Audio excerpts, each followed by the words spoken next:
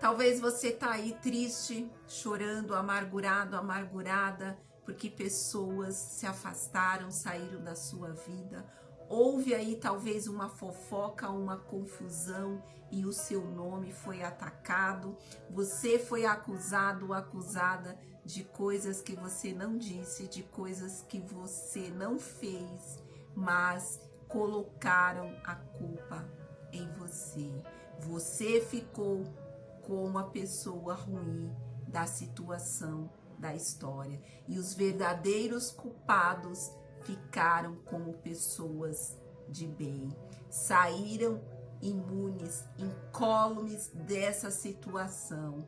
E a parte ruim ficou nas suas costas. E talvez por conta dessa fofoca, dessa intriga, você tenha sofrido grandes perdas. Eu não sei qual perda foi essa que você tem suportado, mas eu vim aqui para te dizer, como boca de Deus, aquele que é o dono da justiça, aquele que é o Senhor da verdade e cujas mãos santas e poderosas ninguém escapa.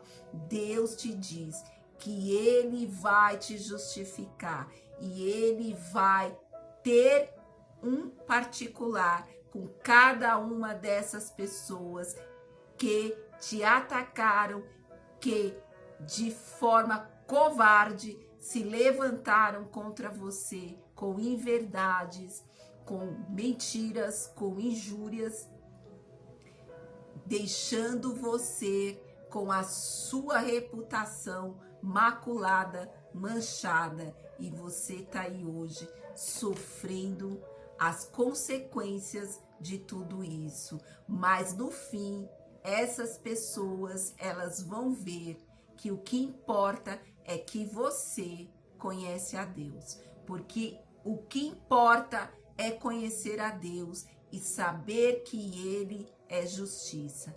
Deus é amor, mas Ele também é fogo consumidor. E Deus, Ele justifica os seus.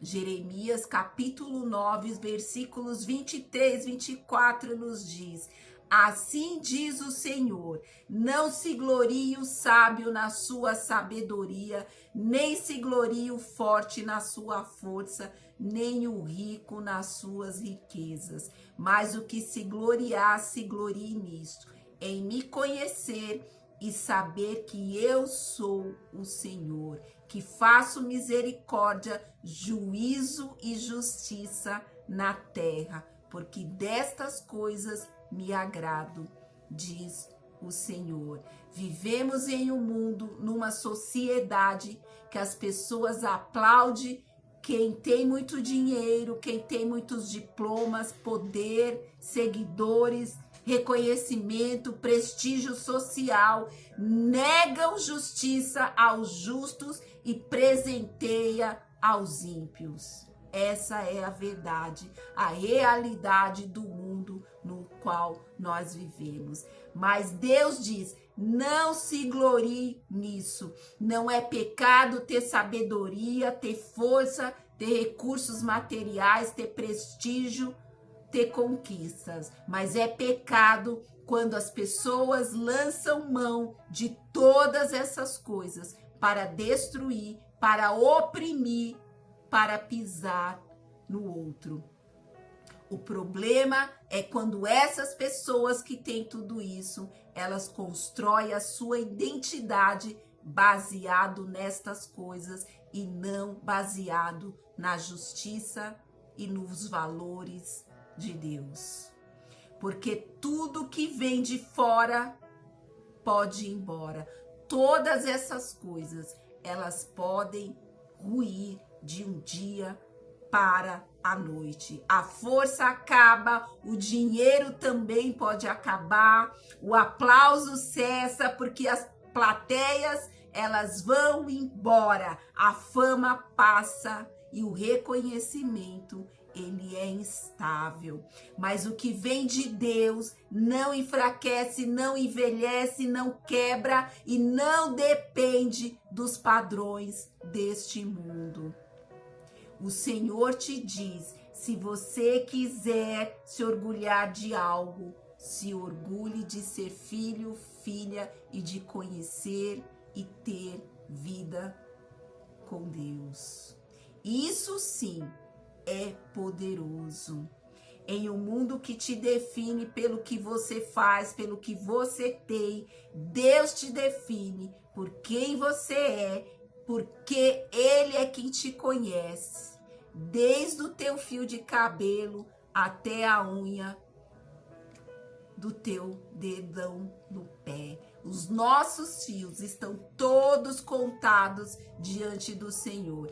Ele contempla os bons e os maus em todo o tempo, em todos os lugares.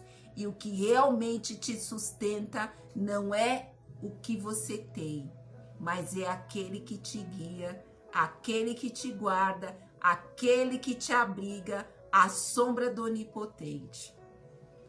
Quando a vida balança, não é um diploma que consola, não é a fama, não é o sucesso, não são o número de seguidores, não é uma conta bancária recheada, nem o saldo que fortalece. Porque se assim fosse, pessoas abastadas, pessoas ricas, famosas, endinheiradas, não sofreriam com depressão. E não é o status também que levanta as pessoas, é Deus. Ele que é o fôlego de vida, é Ele que nos sustenta no dia mau, é Ele quem fortalece quando a nossa alma está cansada, é Ele quem nos diz: eu te escolhi, eu te seguro, eu te sustento com a destra da minha mão. Conhecer a Deus, ter vida com o Senhor, muda completamente a nossa forma de viver, a nossa forma de enxergar este mundo. O texto nos diz que Deus se agrada de quem entende quem Ele é.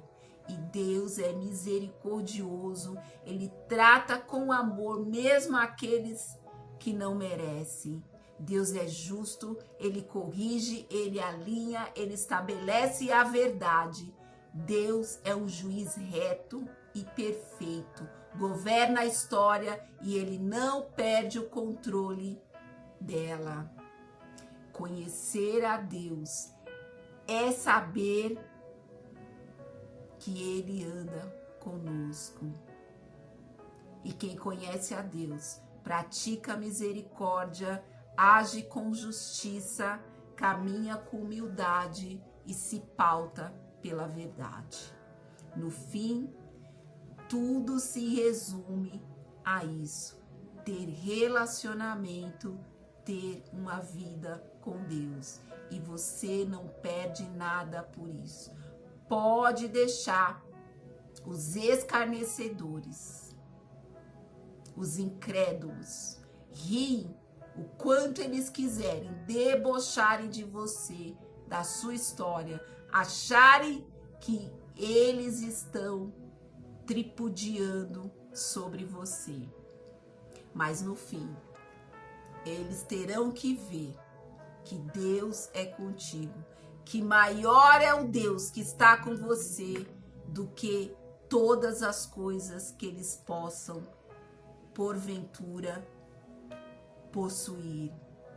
Relacionamento com Deus não é religião, não é posição, é coração, não é performance, é presença. No final da vida, o que vai importar não é o currículo, não é o cargo, não é o patrimônio, é quem teve vida com Deus. Romanos 14 nos diz: cada um dará conta de si diante do Senhor. Eclesiastes 12 nos diz: no fim, cada um dará conta de si, e Deus há de trazer à luz da verdade tudo que está em oculto, quer seja bom, quer seja mal. E hoje a palavra aqui de Jeremias, capítulo 9, nos chama a reordenar as prioridades da nossa vida. E que a prioridade da sua vida continue sendo o Senhor. Que você o coloque verdadeiramente acima de todas as coisas. Não queira impressionar o homem, o ser humano. Queira impressionar a Deus. Não queira viver os valores, os padrões do mundo. O que você é importa para Deus. Que Deus te dê alegria, que Ele conforte o seu coração e que Ele te conceda a paz, que excede todo entendimento, porque essa é a maior riqueza que podemos ter e que ninguém pode te roubar. No fim, o que importa é conhecer a Deus. Declare aqui embaixo nos comentários: a maior riqueza que eu tenho não são as coisas materiais, mas saber que Deus é comigo. Que Deus abençoe. Deixe seu like, compartilhe esta mensagem, se inscreva no canal.